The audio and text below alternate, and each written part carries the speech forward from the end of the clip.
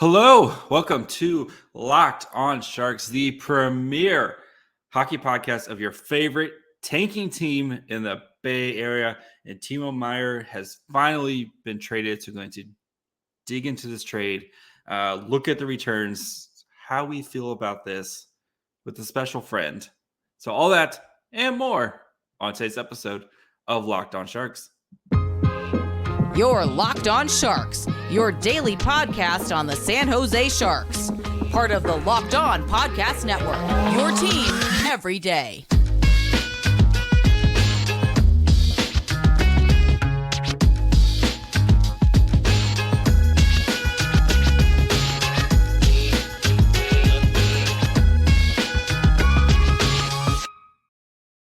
I'm your host, JD Young, contributor at Fear the Fin, RIP. That's San Jose Hockey Now. I want to thank you for making Locked On Sharks your first listen. Cover your team every day, and we're free and available wherever you get podcasts. And, of course, you can watch this on YouTube as well. And the content boys are back. Kyle,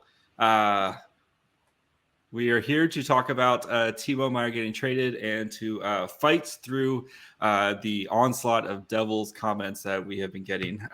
So how are you doing, buddy?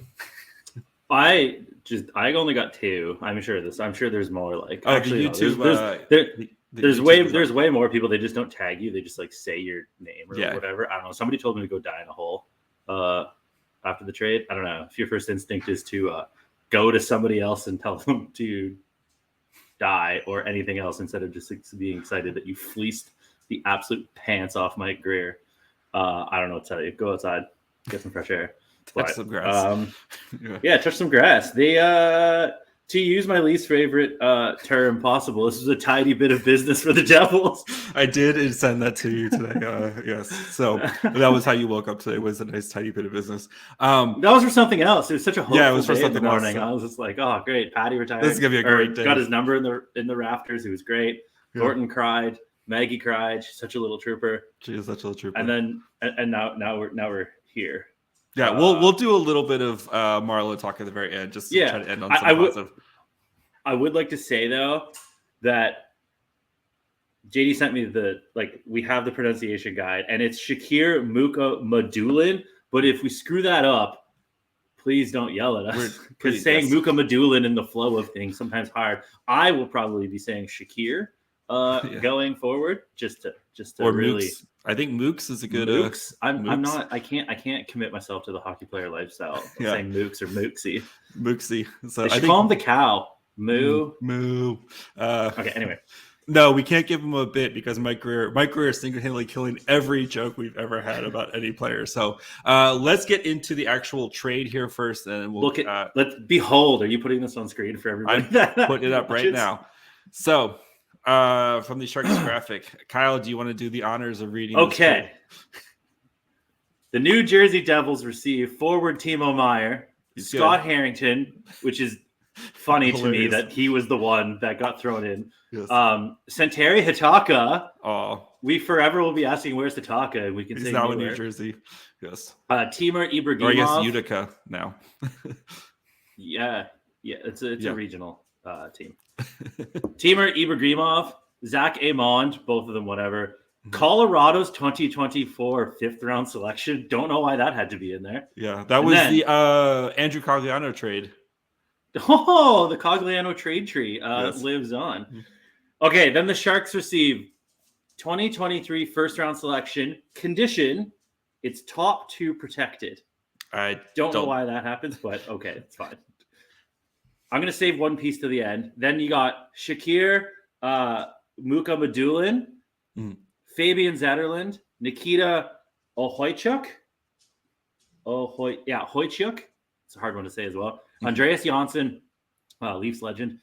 A 2024 seventh round selection. Okay. I did like that. For some reason. And then there's a 2024 first round pick, but there's a huge condition on it. And basically, in order for the 2024 first round pick, now bear with me here, everybody. There's a lot, yes. The Devils have to make the Eastern Conference Finals in either this season, 2023, or 2024 in order for that to come true. Now, if the Devils do not make the Eastern Conference Final in either year, that pick becomes a 2024 second.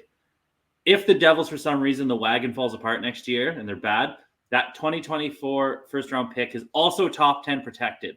So if they make the Eastern Conference Finals this year and then they're bad next year and they get a top 10 pick, they keep it because it's protected, and San Jose gets an unprotected 2025.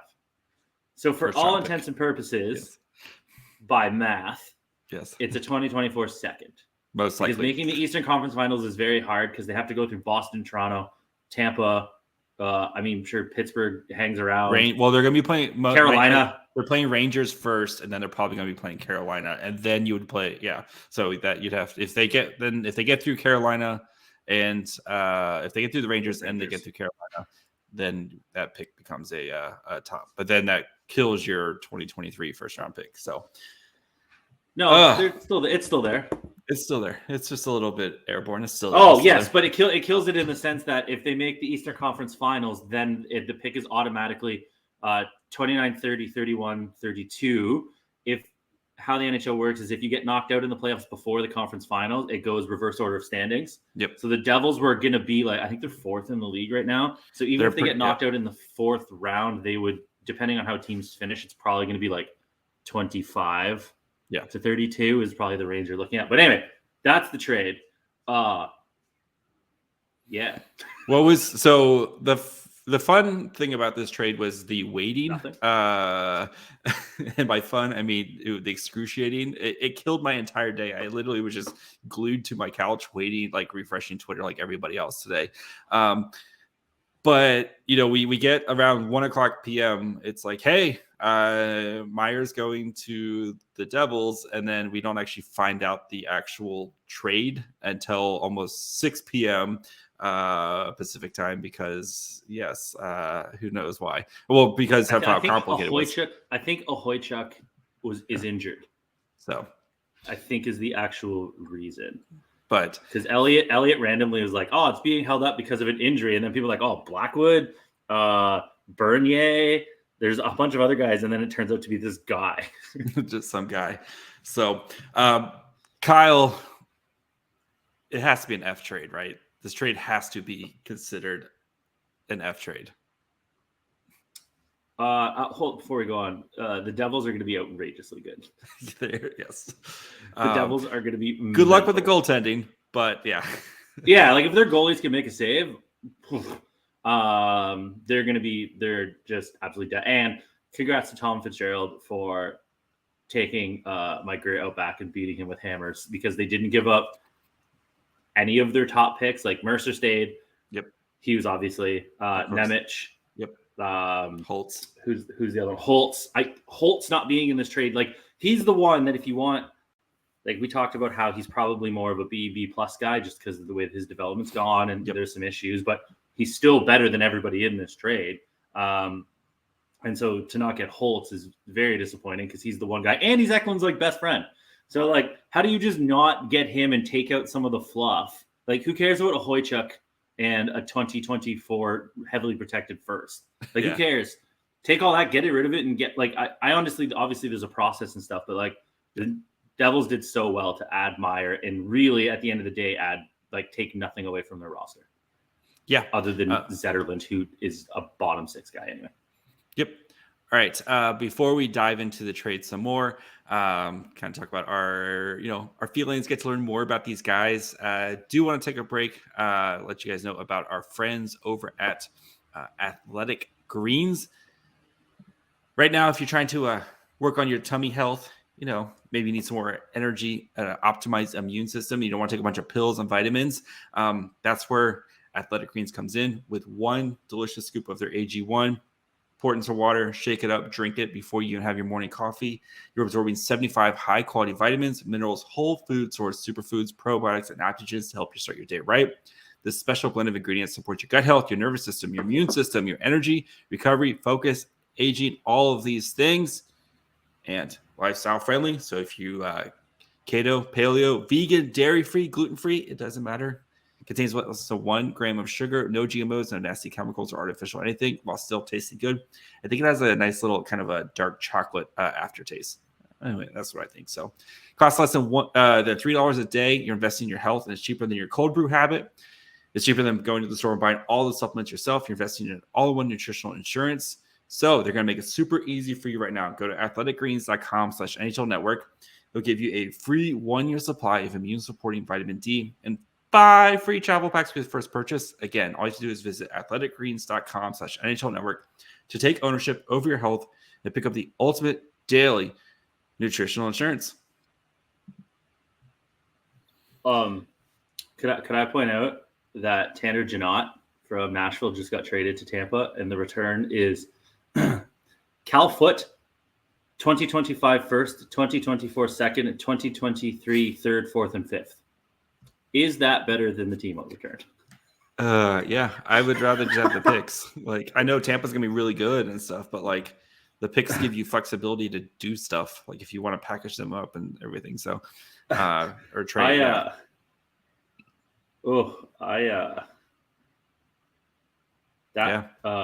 I think there's a case to be made that Tanner Janot just got more for Timo Meier. But hold on. If you look at the Sharks return, right? Yep. The best piece, there's two pieces that you could maybe go back and forth. The best piece are the 2023 first in a deep draft class. It's going to be late though. Yeah, it's probably about 25. So yeah, we're just gonna earmark 25 is kind of like a good spot for it, right? So yeah, right. And plus, at that part in the draft, the guy who you have ranked 25th might be available at 32 anyway, because people do all sorts of stuff. The other piece that would be the headliner of the piece, and I really think, is Shakir.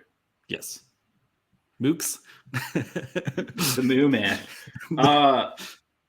So when he was drafted, he was really skinny and really tall, almost like a Bratz doll, if you remember what those are.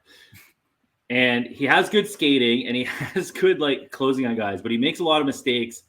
He turns kind of strangely. He's off balance when he shoots. There's a lot of like tall person issues, which I think his head on the door frames. Yes. Yeah, exactly. And then, yeah. I ruined your whole train of thought. So he's been having a solid. He's been having a solid season, but that's because he shoots a lot and he gets points and he does play minutes in the KHL, which I totally understand. Yes, but like for the centerpiece of a trade, when you trade for an undersized, overtall, skilled but flawed guy, he hasn't improved from that. He's gotten bigger, so he's less skinny than he was, but he's still pretty tall and he's still flawed, and he makes an amazing play and then gives it back on the other end. And granted, he's only 21, I think, or turning 21 this year or something. So there's still time to develop, but he is 100% certifiably a project. He just turned 21 in January. So yes. Perfect. He is by all definitions a project, and he was drafted as a project way too high in the first round. He's gotten, obviously you get better. You just don't get, he didn't get worse, but he hasn't gotten so much better that he should have been the 20th overall pick in the draft. And he hasn't got so much better that you're like, wow, that guy's going to be a stud. Does he have top 4 two-way D-man potential? Sure. But can he get rid of those mistakes and his development keep going up to where he hits that? The other thing is, he's on loan from the Devils. So they signed him to his ELC, brought him in, and then they loaned him back to the KHL because obviously they didn't have room for him or whatever. So year 1 of his ELC is burnt off, and I think you were saying that Mike Grier in his press conference said that when KHL season is done, he's coming over San Jose. So he's going to be he will be in San Jose, and I assume he's going to be in San Jose next year playing on the Barracuda type of thing. So he's got to be. Yeah. So getting used to like North American. That way you have him kind of under, and like I get that the like, hey, this guy's a finished product and you do but like the Sharks have all the time in the world to develop him right now, right? Like it's not like they're making the playoffs next year, the year after, anything like that. This team is, I know Mike Grier is not saying they're rebuilding. This team's rebuilding. Mike Grier saying that this isn't a full-on rebuild is just a straight lie to every fan in their face. I think his version of the rebuild is the Chicago, Arizona, burn everything to the ground version. I think this is the we're not burning everything to the ground, but we're still rebuilding. The Sharks are rebuilding. Like Mike Grier is not going to come out and say that they're rebuilding, probably because it would just make it so much better.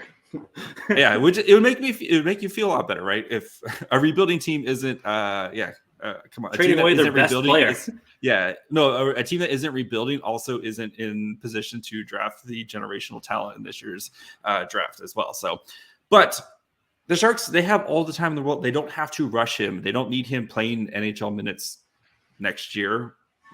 So if you bring him over, let him play. Like we saw it with Eklund and Borlo could be playing NHL right now. Right? They're good enough. They've been playing good enough in the AHL. You let him go play next year on this team. That's going to be good. I mean, they're not going to have Eklund and Borlo, but you're going to have guys like Robbins and Ozzy and Co. And, and they're going to make sure they have enough sufficient AHL veterans that this team should be competitive. And let him, he has no competition to be the best defenseman on that team next year. And let him go play in the AHL. If he needs a year or two in the AHL to kind of, and then you can put him in the NHL. And again, it's not like in the NHL, who's holding up his path to be the best, I mean, he's holding up his own path. Yeah. So I'm fine with taking a swing on a guy like this who, yes, he has stuff to work out, but if he can be a top 4 defenseman, and especially on a, look at the Sharks defensive prospects, you have Havled, who I think is going to be good, right? But he's missed half this year. You have Gannon Larocque, who's missed most this year with an injury, right? Again, isn't Shakir kind of just like a slightly better Russian Gannon Larocque? I think more offensive. I think Shakir is a little bit more offensive, and I think Larocque is a little bit more steady defenseman between the two. But again, there's no, right now the Sharks don't have a plus blue liner. Not saying Shakir. They still don't. I'm not saying Shakir I think this is the question that I would pose to you, is that in this trade for the Sharks' best player, who is 26 and who was an RFA and who they didn't have to trade, there was nobody saying you had to trade Timo Meier. You could have just kept him and qualified him or signed him to a deal, then trade him. You could have done a lot of things. He wasn't leaving next year. No way. You didn't have to do this. You just decided you wanted to. For I think the right reasons. If you didn't want to trade, because with the conversation we had with Hertl way back in the day was you could trade Hertl now, and for someone they could have 2 seasons of Hertl for their playoff. But he's a UFA. But yeah, so that was we had. I mean, we had this conversation only getting him way back in the day too, as well. But anyway, but it's different when you're a UFA. When you're a UFA, then you're getting 2 and you're gone. He's an RFA. They just have him, and if he doesn't want to sign, he either has to take the QO and play out a year, or he doesn't play hockey. So it's a little different, because then you can also re-sign him to 8 years. You didn't have to do this. And Grier wanted to, for reasons that he said were contractual, and they didn't want to go through 8 years. They didn't want to do that. The team is. They didn't think paying him would be as he said, they would just continue to spin their wheels. And I think, kind of going back with Hertl, I think if Mike Grier is the GM of the Sharks last year, Tomas Hertl's not on the team this year. I think. Why did they let the interim GM sign him? This is what I'm confused about. That's when you're changing. It's things. But things are a mess. Back to Shakir. When you trade your best player who is young, it's not like they're trading Patrick Kane, right? He's old and could retire at any point. Is it acceptable that Shakir, the player we just talked about, who you have said has X, Y, and Z really going for him, and I said has ABC that's really holding him back. Yep. And I think if you polled a bunch of people like scouts, like Scouch and Tony Ferrari and people that we trust and talk to Chris Peters, I think if you talk to them, you're going to be split. But I don't think anybody's saying, he's a home run piece you trade your best player for. And if it was Shakir and then maybe 2 more high level type Shakir guys, I think that kind of does something. But when you get past him, the only other prospect in this trade was a Hoychuk, who is big and not great. And Scott Wheeler, of all people, who said that he does some good stuff, but he probably tops out as a 7th defenseman, maybe for a whole year. And I think, too, this is a good time where looking at people like Scouch and Ferrari are better than maybe going to some of the team outlets. Nothing against athletic guys. They do hard work, but they are paid to get access. So they're not going to sit here and be like, wow, that's a bad this guy has this wrong with him. They just don't do that. If you look at The Athletic right now, I think they're giving B's for the trade for the Sharks. And if you look at anybody else, it's not that way, because a guy like Scouch, I'm not saying this is his, or Ferrari or elite prospects, they're not getting paid by a team for access to anything. They're going to say, this is what's wrong with him. This is what's good with him.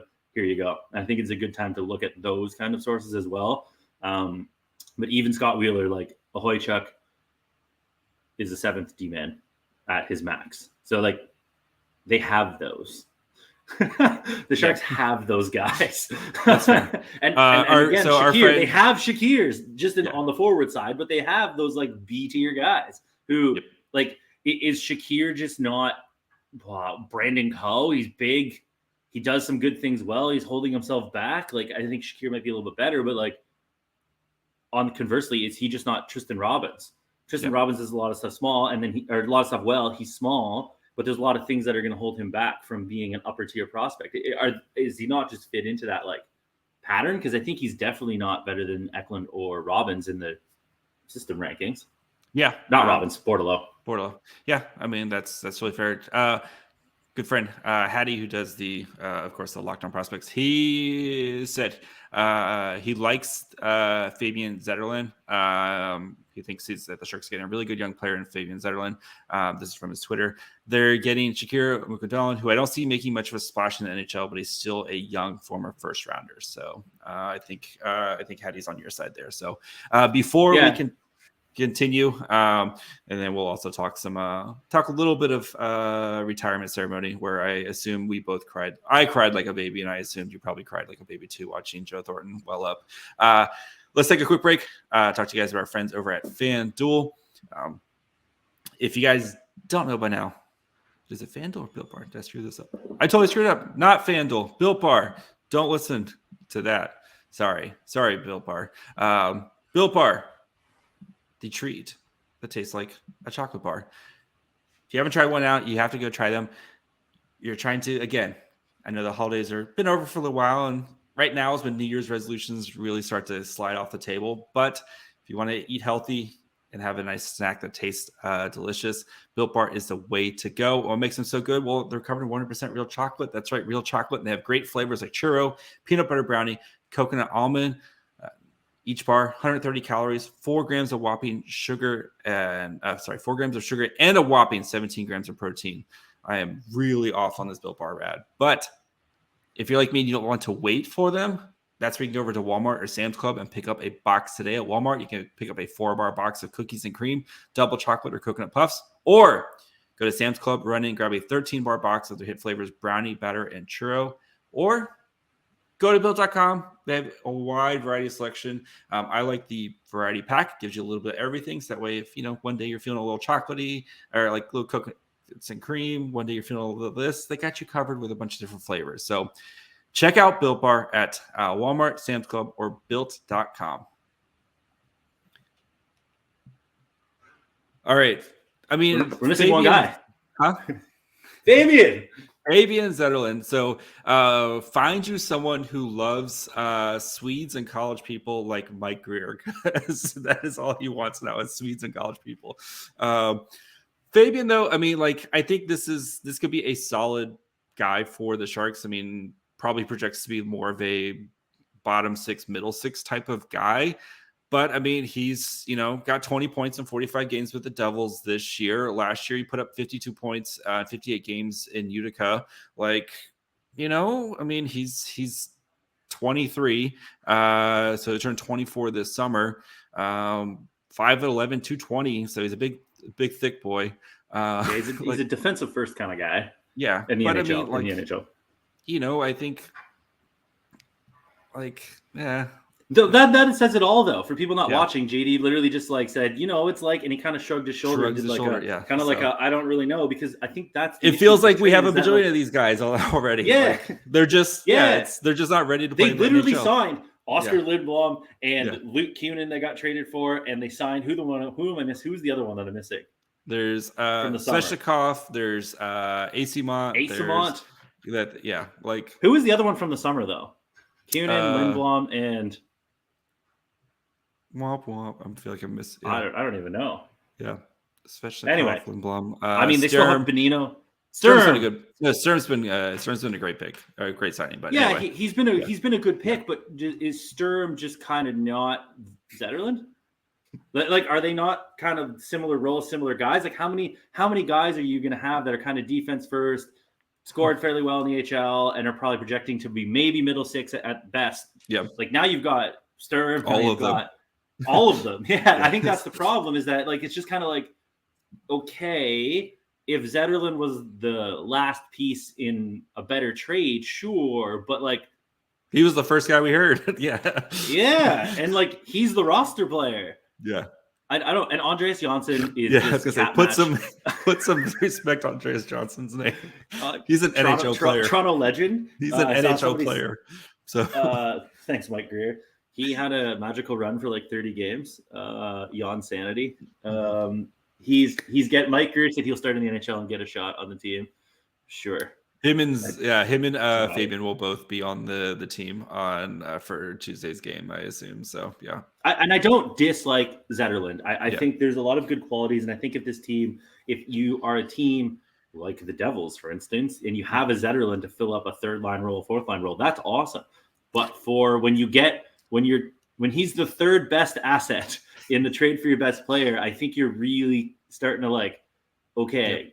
Something went wrong. And that's just the way I don't know if you think the same way. Like, I don't know if you're higher on some of these guys than I am, but I just think, I think this is quite underwhelming. And to the point that it's like actively hurting the franchise to just have more of the same guys. Overall. That's fair. I mean, I think I might be a little bit higher on Mooks than you are. And then just because, again, like, I think there's a path for him to be a second pair, like a top 4 defenseman, and that's fine. The Sharks are going to be drafting a defenseman in this year's high. I think this Devils pick will be a defenseman in this upcoming draft. Like, I would more than happy. Yeah, I would if that's on FanDuel, I will happily take that bet. So, but then here's the question: does that person automatically become higher in the prospect tier rankings than Shakir? That's interesting. I think there's a strong chance. There is a strong chance. Yes. Again, kind of sucks when you traded this year's draft, but this year's draft is way better than the 2020. Well, I mean, 2020 draft was pretty deep as well. But I mean we'll see. We'll see. I mean, who knows, right? I mean, with prospects, right? We see all the time. I think we just get back to the problem of like, if you immediately get obviously the top 5 picks, unless say you get like pick 2 or 3, which is where the Sharks are trending right now. Okay. Get yourself a nice Fantilli or Carlson. Then you take like this Devils pick, and then you take your top 2 pick, your second round pick. That's going to be 2 or 3 in the second round. And then you move up to like 9 or 10, and you go pick up yourself a nice Adam Santine Pellikka. And then you're. Oh, yes. Your new love, your new flame. Oh, we so this week we profile with him, and oh my goodness, yes, the Erik Karlsson. Well, I was gonna say Erik Karlsson name gets tossed around multiple times in this draft profile. Yes, I was gonna say you get this Devils pick, and there's lots of strong rumors that David Quinn wants his boy back, Dante Fabro from the Predators. Don't trade this first round pick for Dante Fabro, please don't. I don't want Dante Fabro. He's played like 65 games max in a season. A lot of issues there. He's owed $2.4 million over the at least next year, possibly even another year. We don't need Dante Fabro to be part of a trade. He's definitely coming. And Jordan Greenway, why? Somebody has to score these goddamn goals now that Timo's gone. This team will have no forwards scoring goals. I just thought of that now. They're going to lose every game 1-0. No, God, no. Goalies aren't that good. No, the defensive shutdown from all the lines are just going to shut down. Yeah, they're going to lose every game 1-0. So, what do you think? Hurdle has not been great the last 30 games. Do you think he's just sad that he re-signed for 8 years and the whole team is just getting picked off piece by piece? I think there's a couple things. I think his wife's pregnancy, I think, might have had something to do. This is me speculating. Because there were some issues, had to have, He was born 2 weeks early, emergency C-section. So you wonder if that might be weighing on him too. And then the team's just not bad. And the team's not good. I think he's also said that he was deferring to Meier a lot this year, trying to help his boy get paid. So, good guy Hurdle. And so I think he said he needs. Well, who's he going to defer to now? Asimont and Noah Gregor. Martin Kaut was playing with him. Martin Kaut, I think, is the Sharks might have found a little something in Martin Kaut, but it's been 5 games. It's been 5 games. He was. Remember Mikey Asimont's first 4 games? Yeah, exactly. Asimont's been good for the Sharks too. Anyway, but I think with Hurdle, I think there's just a lot of kind of stuff going on, and I think like how last year we saw Couture being bad because they had a revolving door of wingers around him, and I think you can maybe say a little bit of the same thing too, especially now that Meier's going to be gone. I think we might see a little bit of the same thing, and Couture's been much better this year that they found found him a partner in Barabanov. So you hopefully like next year we have Eklund. Barabanov's going. Maybe it sounds like the Sharks would have to be really blown away to trade him. I think they really, really like Barabanov. So, yeah. Interesting. I think LeBanc might be gone. Benito's going to be gone. And I think if any of the defensemen basically. Grier said that Erik Karlsson's probably staying, but if somebody wants him, where there's a will, there's a way. So, come on, Edmonton. Yeah. So, you can do it, Edmonton. We believe in you. Put your back into it. Yeah. All right, let's end talking some Patty. So I did not have you on to talk about Patty beforehand because I didn't think you because you called him a compiler multiple times. But I'm not wrong. But the ceremony itself, I thought amazing. It was one of the best things the Sharks have done. I think it was well done. Seeing all the guys kind of parade in there. Who was your favorite alumnus? Hold on. Who was your favorite alumnus to see, and who was your most surprising? Like, oh my god, that's amazing. My oh my god, but not that's amazing was having Mike Babcock there. I know he coached Marleau on the Olympic teams, but I was like, oh my god, it's Mike Babcock. Why do you want my team out of the woods of Vermont? Yeah. Who was? I think my answer for both is Kent Huskins. Yeah. Why was he there? Played 1 season. But no, actually, my real answer is oh my god, Danny Heatley, unreal, love that. Yeah, having Danny Heatley there was yeah, that was sick. Why were Barry Bonds? Was it Raleigh Fingers and Chris Mullen there?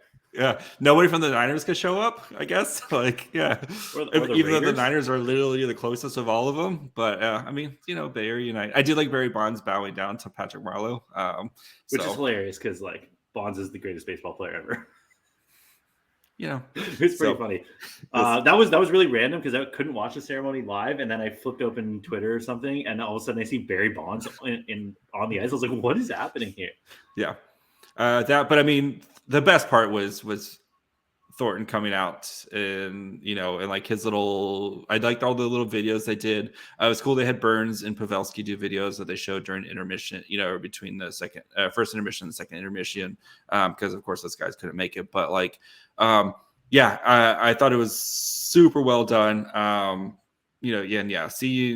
Seeing Jumbo out there and just like tell the story about how they were roommates, even though they didn't have to be roommates anymore. They still just want to be roommates and stuff. And just like him crying. And then Patty said, like, made a little joke, and the mic just picked up Thornton just like laughing, just like his like big like laugh. It was great. It was great. Can't wait until next year when we're doing it again for Thornton. So yes, and I get to be on that one you're booking pre go. Yeah. If Owen Nolan's number ever gets retired, I'm just taking over the podcast, and you're not even going to be here, and I'm just going to be me talking for 45 minutes. I don't think at this rate, Owen Nolan.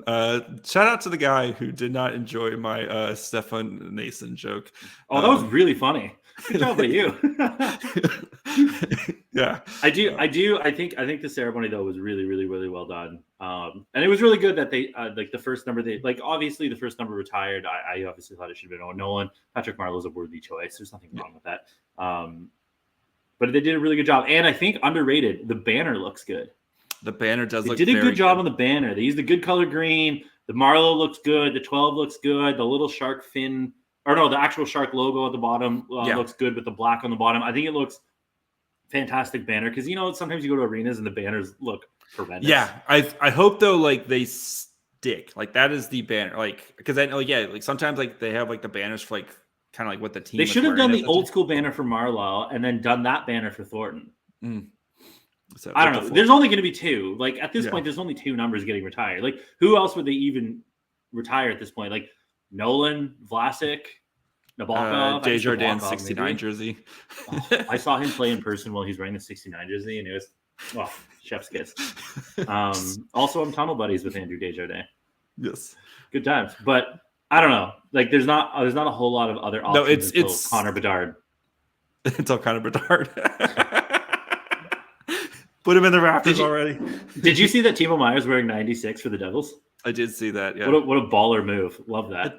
I do like that. I think jersey numbers in the 90s are underrated. Like, sick. And also, New Jersey's just becoming Team Switzerland. They have Hischier, they have Meier, they have Siegenthaler. I think they have one more too that I'm forgetting. Yeah, they do. I can't remember, but Team Switzerland. Good for them. They should acquire another one and have an all Swiss lineup. The all Swiss, like the Red Wings with the all Russian lineup. Yeah.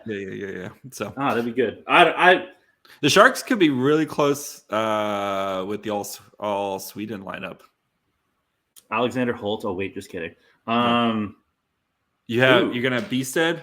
You could have Carlson. You could have Eklund, Havlid, and Carlson. And Carlson. Yeah, so you have Carlson with Eklund. Who's the other forward? If they draft Carlson in this year's draft. Oh, interesting. I like where your head's at. And then Havlid and Carlson on the blue line. Yeah, I like where your head's at. Or they could draft that other defensive guy that you love. There we go. He's got 3 names. I think it's sad. I think ultimately though, at the end of the day, I would just rather have Timo Meier than all these players.